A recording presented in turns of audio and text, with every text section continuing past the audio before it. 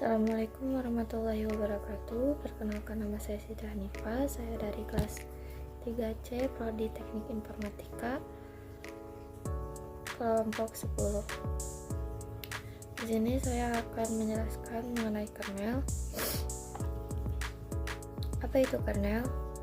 Kernel adalah inti dari sistem operasi yang bertanggung jawab untuk mengatur dan menghubung antara perangkat keras dari komputer dengan OS yang bekerja di dalamnya, atau program secara terus-menerus berjalan selama komputer dijalankan. Adapun ringkasan sejarah mengenai kernel, pada tahun 1950-an sistem BEC, komputer ini generasi pertama tidak memiliki kernel atau operasi sistem. Sistem operasi sederhana mulai dikembangkan untuk menjalankan pekerjaan secara antrian pekerjaan. Fokus utamanya menjalankan program satu persatu tanpa ada kebutuhan untuk manajemen multitasking atau memori yang kompleks. Tahun 1960-an, multitasking atau multiprogramming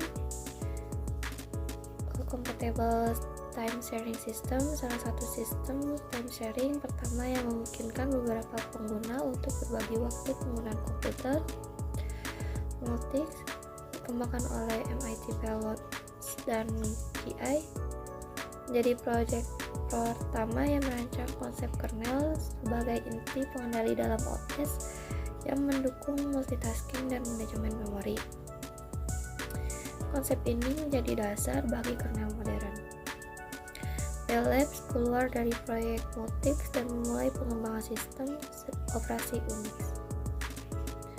Awal 1970-an, Unix dan kernel monolitik.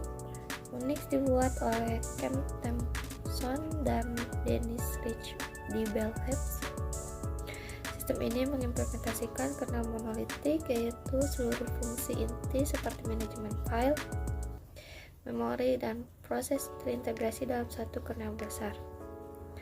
Unix dan konsep kernel monolitik menjadi model untuk banyak sistem operasi selanjutnya. Tahun 1980-an, mikrokernel, penelitian pada 1980-an berfokus pada modularitas dan stabilitas. Mikrokernel, konsep baru yang memisahkan fungsi-fungsi inti dalam kernel menjadi modul kecil yang terpisah. Mac salah satu implementasi dari awal mikrokernel yang dikembangkan di Carnegie Mellon University.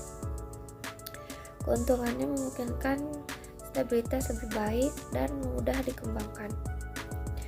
Kelemahannya performa yang lebih rendah dibandingkan kernel monolitik dan karena komunikasi antar modul. Tahun 1990-an, Linux dan kernel hybrid. Linux dibuat oleh Linux Torvalds sebagai kernel berbasis Unix yang bebas digunakan. Linux menggunakan pendekatan kernel monolitik yang dioptimalkan untuk kinerja.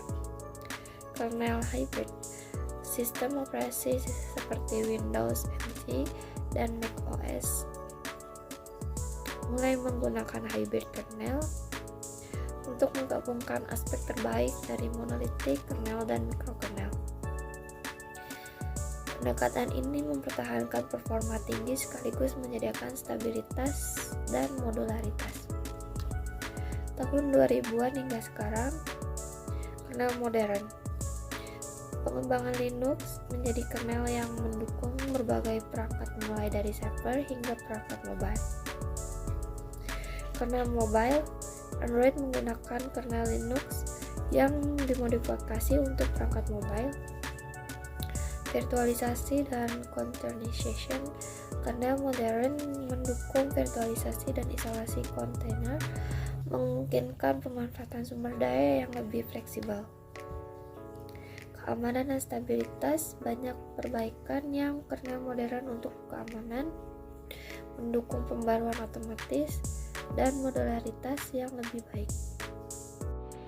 Fungsi utama kernel yang pertama ada manajemen memori, yaitu mengatur penggunaan memori oleh berbagai proses.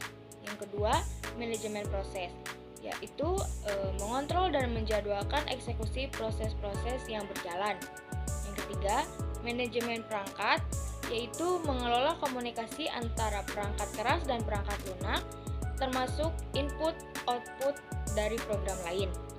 Nah, yang terakhir, manajemen keamanan, yaitu melindungi sistem dari ancaman eksternal dan internal. Jenis-jenis kernel. Yang pertama ada kernel monolik.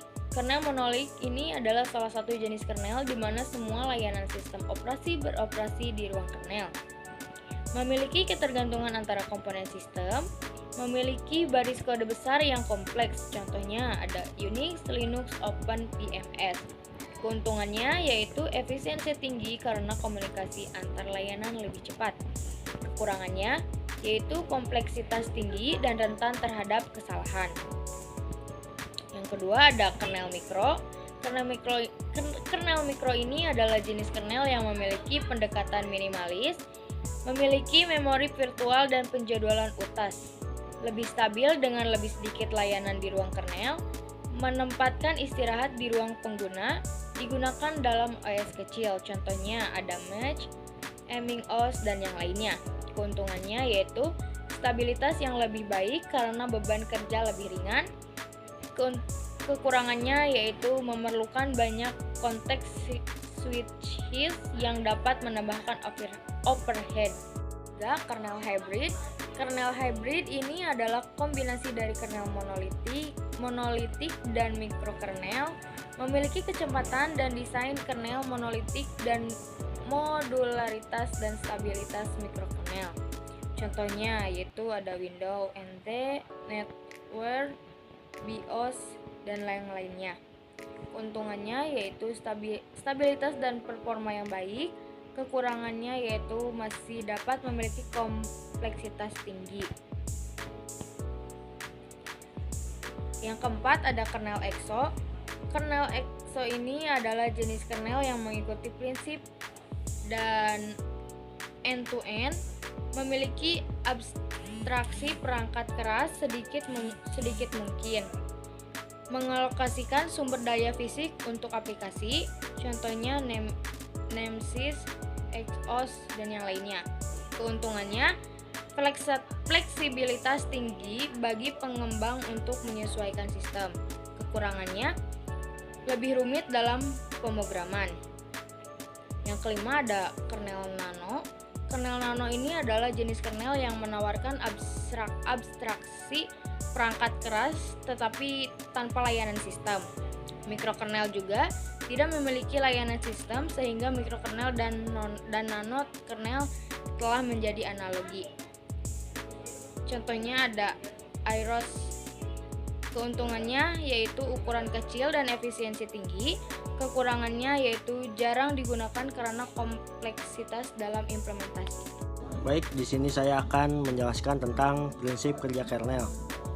Cara kerjanya dengan menerima permintaan dari aplikasi atau proses yang sedang berjalan pada sistem operasi. Setelah menerima permintaan tersebut, ia akan memproses permintaan tersebut dan mengirimkan kembali hasilnya ke aplikasi atau proses yang sedang berjalan. Contohnya, ketika pengguna membuka sebuah aplikasi di komputer, aplikasi tersebut akan mengirimkan permintaan untuk membuka file yang dibutuhkan. Ia akan memproses permintaan tersebut dan membuka file tersebut untuk aplikasi yang bersangkutan. Setelah aplikasi selesai menggunakan file tersebut, ia akan menutup file tersebut untuk menghemat penggunaan memori. Lalu ada peran kernel di operating system atau di sistem operasi. Di Windows, contohnya ada di macOS, ada di Linux, di Android, dan di iOS. Di Windows menggunakan kernel hybrid yang menggabungkan arsitektur monolitik dan mikrokernel. Ini memberikan kinerja tinggi dari monolitik dan fleksibilitas dari mikrokernel. Pada macOS, kernel macOS disebut XNU atau X is not Unix, yaitu kernel hybrid dengan elemen dari kernel mesh dan BSD. Ini memungkinkan multitasking, stabilitas tinggi, dan dukungan fitur Unix. Lalu pada Linux, Manajemen proses memori sistem, file beragam, modularitas tinggi untuk membuat driver perangkat, dan dukungan jaringan yang luas. Pada Android berbasis kernel Linux yang dioptimalkan untuk perangkat mobile dengan fitur tambahan untuk pengelolaan baterai dan sensor perangkat mobile. Lalu pada iOS, kernel iOS berbasis XNU, sama seperti macOS, namun dioptimalkan untuk perangkat mobile. Jelaskan cara kerja kernel. Di sini ada beberapa cara kerja kernel, yaitu ada Unix, Chrome OS, FreeBSD, Solaris, dan BlackBerry OS. Baik, di sini saya akan menjelaskan terlebih dahulu apa itu Unix.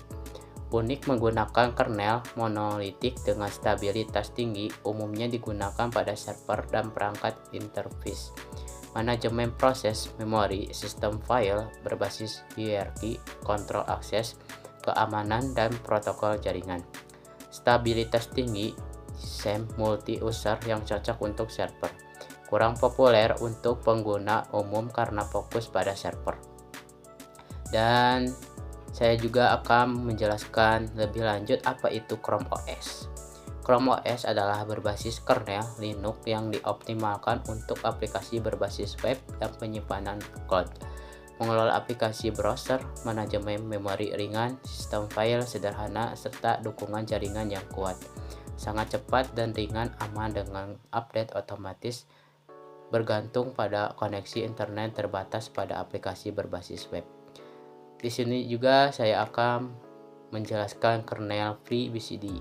Apa itu kernel FreeBSD? Kernel FreeBSD adalah berbasis Unix dengan fokus pada performa dan stabilitas.